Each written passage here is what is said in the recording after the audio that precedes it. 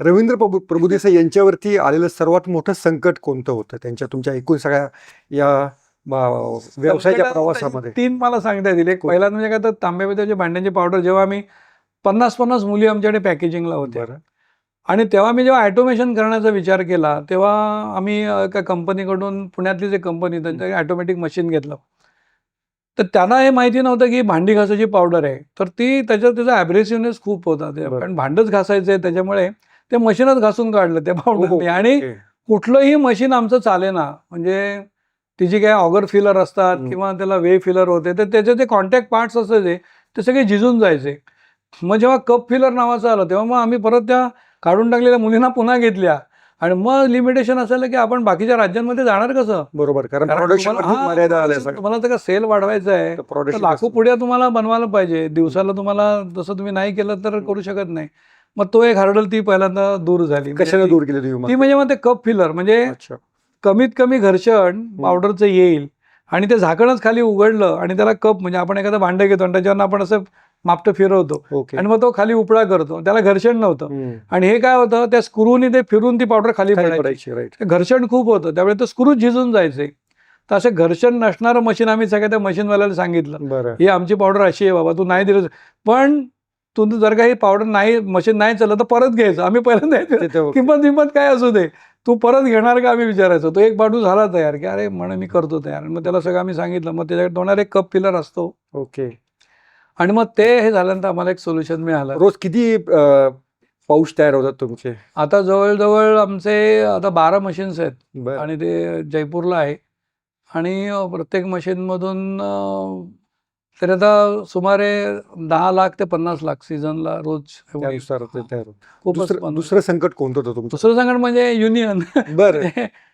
साधारण ते 2008 साली वगैरे. तर ते कामगारांनी त्यांना म्हणजे खरी म्हणजे आमच्याकडे 100 माणसंच होती, खूप अशी माणसं होती असं नाही. पण त्यांना काय वाटलं की हे कन्झ्युमर प्रोडक्ट आहे, आपण थांबवलं तर हे मार्केटमधनं हे नाही झालं तर करणार. पण आमचे वकील होते, त्यांनी आधीच मला सांगितलं होतं की तो राज्याच्या बाहेर एक युनिट चालू कर, कारण आमच्या रॉ मटेरियल बाहेरून यायची, गुजरातमधून यायची, राजस्थानमधून यायची.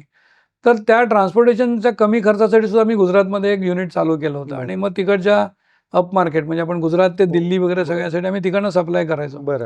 तर या लोकांनी स्ट्राईक, त्यांना माहिती नव्हतं आमचं इकडे युनिट आहे, आणि चांगल्या युनियन्समध्ये. आणि मी ते आणि दुसरं काय त्यांनी केलं की आम्ही सांगू तशीच माणसं तिथे ठेवायची आणि युनियनचे लोक कामच करायचे नाहीत काही, आणि एवढा पगार पाहिजे म्हणजे आम्हाला वाढवून पाहिजे. पण मग आम्ही ठरवलं की आता मग आम्ही युनियनच्या त्यांच्या ह्याच्यात गेलो. त्यांना युनियनच नको आहे आम्हाला, त्याचे पैसे बोला तुमचे काय असतील ते, आम्हाला युनियन नको म्हणजे असं कुठे चालतं म्हणजे. आणि मग ते भजन करत बसले. 1.5 वर्ष ते फॅक्टरी बंद होती ठाण्यामध्ये. हो, ठाण्यामधली. आणि मग आम्ही बडोद्याहून देऊन सगळं प्रोडक्शन करत होतो. तिसरं संकट कोणतं की ज्यातनं मुलांना शिकायला मिळेल, जे नव उद्योजक आहेत त्यांना? तिकडे तिसरं संकट म्हणजे आम्ही जेव्हा डुप्लिकेट प्रॉडक्ट आमची कोण बनवायला लागली, तर तुमचा ब्रँड होतो आणि कोण डुप्लिकेट हे करतात, तर ते संकट खूप मोठं असतं ते. तर ते सुद्धा आम्ही मग काय केलं की त्या पोलीस कंप्लेंट केल्या, मग ते सगळं रिट पिटिशन फाईल केली, मग त्या दुकानांमध्ये त्यांच्या धाडी घातल्या, आणि मग ते आम्ही त्यामुळे ते सगळं प्रॉडक्ट हे झालं. मग ते एकाला धडा मिळाल्यानंतर बाकीचे सगळे डुप्लिकेटर सगळे सरळ झाले. त्यामुळे हल्ली खूप डुप्लिकेट आहे. एवढे युनिक असूनही मल्टीनॅशनल कंपन्या तुमच्या प्रॉडक्टमध्ये स्पर्धा करू इच्छित नाही, हे तितकंच खरं आहे का? नाही, त्याच्यात काय मी तो अभ्यास केला. त्या मल्टीनॅशनलच्या मानाने ना आम्ही छोटे होत खूप. म्हणजे त्यांना त्याच्या आम्हाला कळलं की मल्टीनॅशनलमध्ये काही लोक आम्हाला भेटायचे की अरे तुमचं प्रॉडक्ट R&D मध्ये तिकडे स्टडी चाललाय. तर त्यांना ते मार्केट शेअर, कारण तांब्या पितळ हे त्यांच्या दृष्टीने त्यांचे काय 1000 कोटी टर्नओव्हर आहे ना, तर त्यांच्या मानाने त्यांना 100 कोटी वगैरे म्हणजे काहीच नाही त्यांना. आणि एवढी मारामारी करा आणि एक एस्टॅब्लिश ब्रँड आहे तर त्याच्याशी आणि मग त्याच्यातून किती निर्माण होणार, ते त्यांना कधीच तो लुक्रेटिव्ह बिझनेस वाटला नाही. म्हणजे हा एक आमचा फायदा होता. म्हणजे छोटे आयटम ना, मुंगी होऊन साखर खावी, हाती होऊन लाकडं उडून नयेत, तर त्या म्हणीचा प्रत्यय मला तिथे आला. तुम्हाला टेक ओव्हर साठी काय ऑफर आले होते की नाही? आता आहेच ऑफर अशा, पण आपल्याला म्हटलं तर 100 वर्ष तुम्हाला तो बिझनेस थांबायचा आहे आणि आपणच मोठे होऊ ना. त्याला काही असं हे नाही की आपण 1000 कोटी टर्नओव्हरचं आता आमच्या मुलांना स्वप्न पडतायत. सोशल मीडियाच्या भाऊ गर्दीत विश्वासार्हतेने चकाकणारे नाव म्हणजे लेट्सअप मराठी. सगळ्या नागरिकांना ती स्पीच, ती लेट्सअप वरील मुलाखती म्हणजे विचारांचा खजिना. त्यानंतरच्या निवडणुकीमध्ये मला सोडून गेले. बातम्या केवळ वस्तुस्थिती सांगणाऱ्या, न प्रोपोगंडा, फक्त जनतेचा अजेंडा.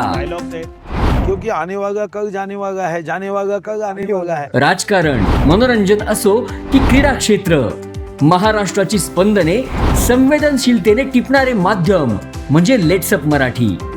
जगासोबत एक पाऊल पुढे राहण्यासाठी लेट्सअपचे ॲप, सोशल मीडिया आणि वेबसाईट सोबत कनेक्टेड रहा.